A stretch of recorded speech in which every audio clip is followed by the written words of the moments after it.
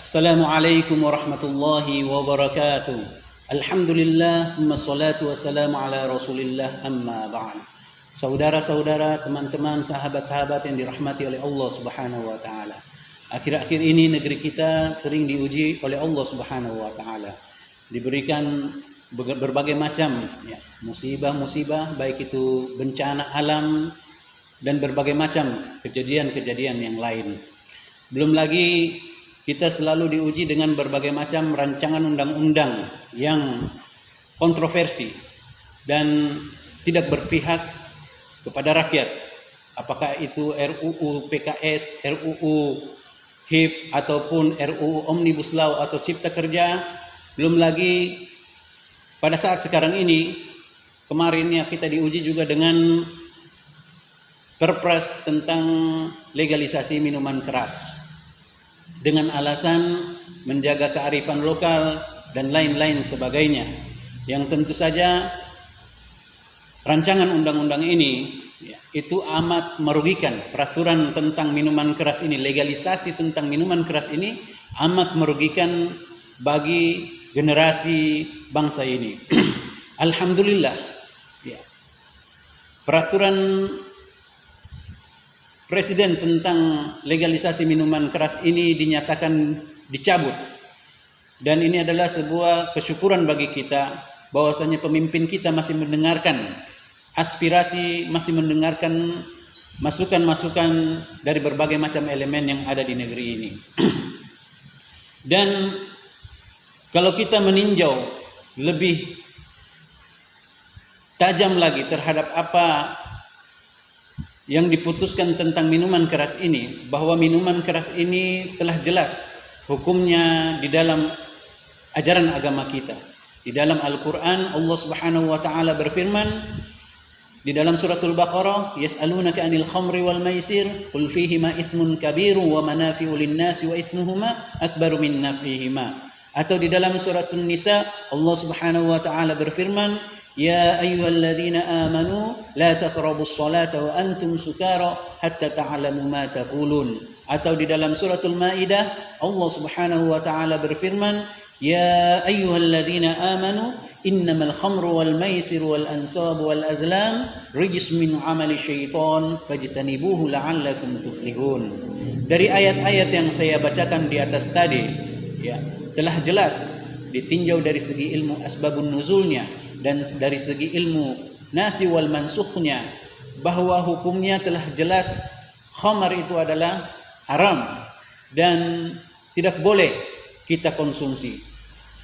Oleh karena itu sebuah kesyukuran bagi kita bahwa kita juga harus bersikap kritis, dan ini adalah memang ladang amal bagi kita untuk senantiasa beramar ma'ruf. Bukan hanya pemimpin saja yang beramar ma'ruf nahi mungkar, tetapi rakyat Indonesia ini juga harus cerdas untuk beramar ma'ruf nahi mungkar, agar negeri ini bisa aman, damai dan tentram di masa-masa yang akan datang. Di dalam menyikapi berbagai macam persoalan, kita membutuhkan pemikiran yang jernih, hati yang tenang untuk memutuskan berbagai macam persoalan. Jangan mengikuti hawa nafsu kita, karena Allah Subhanahu wa ta'ala mengingatkan kita di dalam Al-Quran. Di dalam Al-Quran Allah Subhanahu wa ta'ala berfirman, fabima rahmati minallah, hanya saja karena rahmat Allah Subhanahu wa ta'ala kepadamu, lintalahum, kalian bersikap lemah lembut kepada mereka. Kalau sekiranya lau kunta fazzan, kalau sekiranya kalian bersikap keras, ghalizal qalbi, dan berhati kasar, lam faddu min haulik, tentulah mereka akan menyingkir, menjauhkan diri dari kamu. Oleh karena itu, hendaklah kita dalam menyikapi berbagai macam persoalan, kita kedepankan komunikasi dengan pikiran yang jernih, hati yang tenang, agar dapat memutuskan berbagai macam persoalan dengan sebaik-baiknya. Bagaimana kalau sekiranya kita selalu bersikap kasar terhadap pemimpin kita, dan pemimpin kita lari angkat kaki dari Indonesia ini bersama menteri-menterinya, maka apa yang akan terjadi di negeri ini? Tentulah akan terjadi berbagai macam kekacauan karena kekosongan kepemimpinan.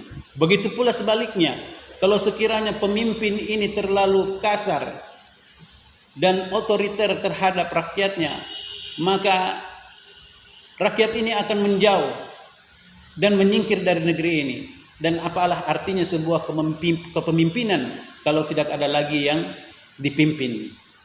Dan kedamaian itu amat kita butuhkan di negeri ini. Karena begitu banyak anak-anak kecil yang masih melalui masa-masa pertumbuhan, yang mereka itu sangat membutuhkan yang namanya kedamaian. Orang-orang tua yang lanjut usia, yang mereka membutuhkan ketenangan agar mereka bisa mendapatkan kedamaian ketika mereka akan meninggalkan dunia ini menuju ke alam barzakh, agar mendapatkan rahmat dari Allah Subhanahu wa taala.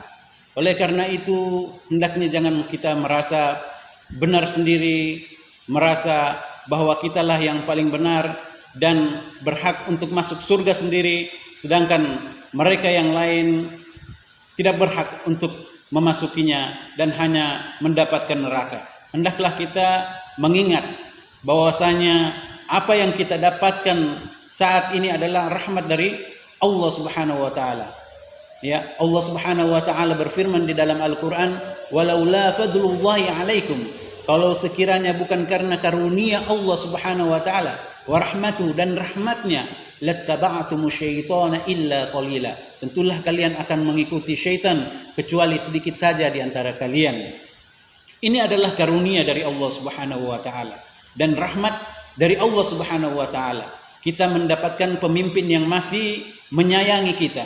Dan begitu pula sebaliknya, pemimpin kita mendapatkan karunia dan rahmat Allah Subhanahu wa taala di mana rakyat ini masih kritis, ya, masih memperhatikan pemerintahannya agar bagaimana betul-betul tercipta yang namanya kedamaian, ketentraman, kesejahteraan di negeri ini, sehingga kita dapat mencapai, ya, mendapatkan ketenangan, ya, di dalam negeri ini bersama-sama.